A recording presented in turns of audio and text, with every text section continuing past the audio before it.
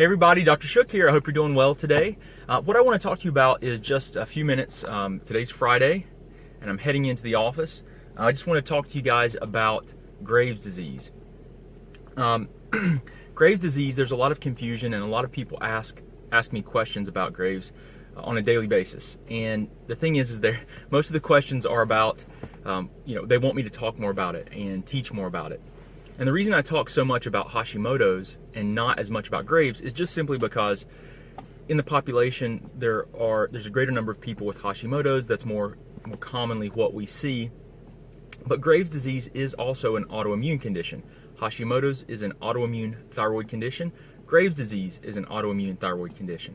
But the main difference is that there's a different target tissue being destroyed with Hashimoto's than there is with Graves' disease. Okay, so Hashimoto's, the target tissue being destroyed is primarily thyroid peroxidase or TPO.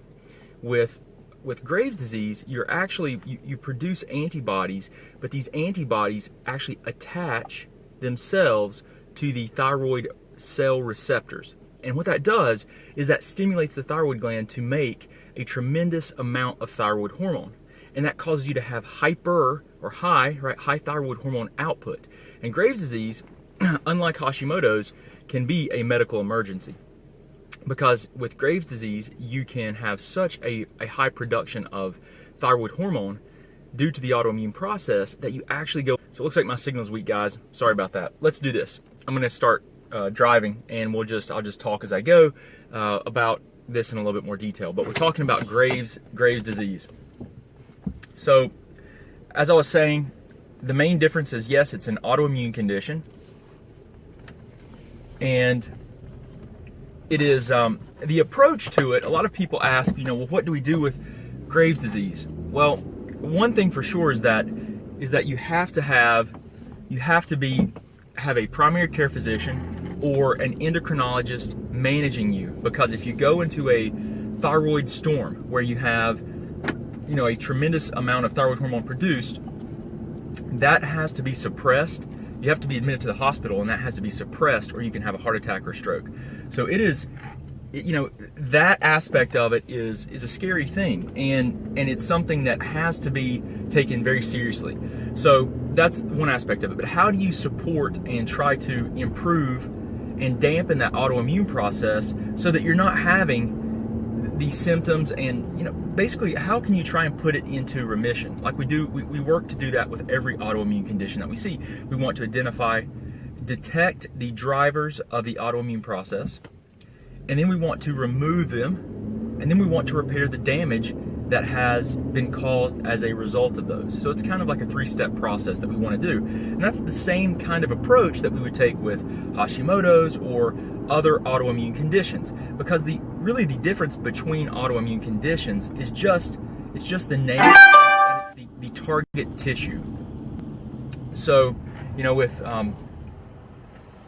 you work up autoimmune conditions in a very similar fashion. You detect the drivers of the autoimmunity the best of your ability, then you work to remove those or dampen those triggers, and then you repair the systems of the body. So with Graves' disease, it's a hyperthyroid condition where the immune system produces antibodies that actually stimulate the thyroid to produce more hormone.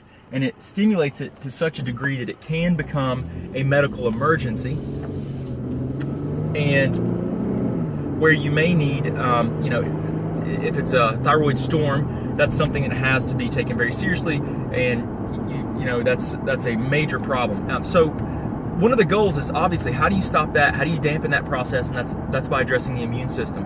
And I wanted to talk more about Graves' disease because we get a lot of questions, and people are just as confused, as they are with any other autoimmune condition. It's very debilitating. It's life-changing, and it's an important thing that you understand.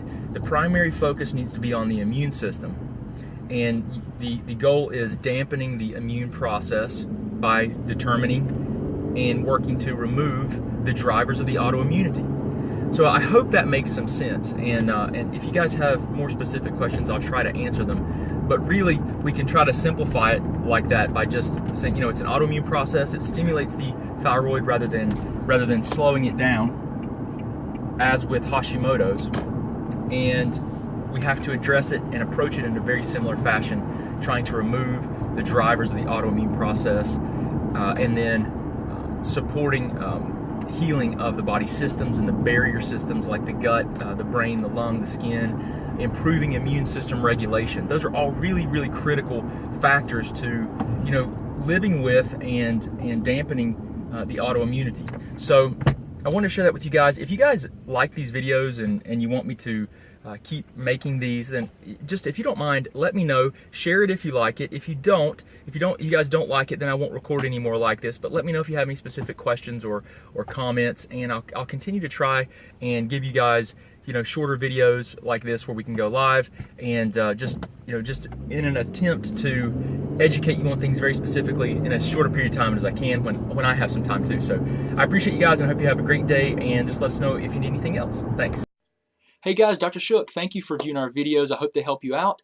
If you want to, just subscribe to our channel somewhere here. You can watch a video that YouTube's actually selected for you, so hopefully it'll help you out. If you need any other information or resources, just look in the description. We've got links to our website, to our 9 lab test guidebook, and everything else that we do. I really appreciate you, and I hope you guys have a great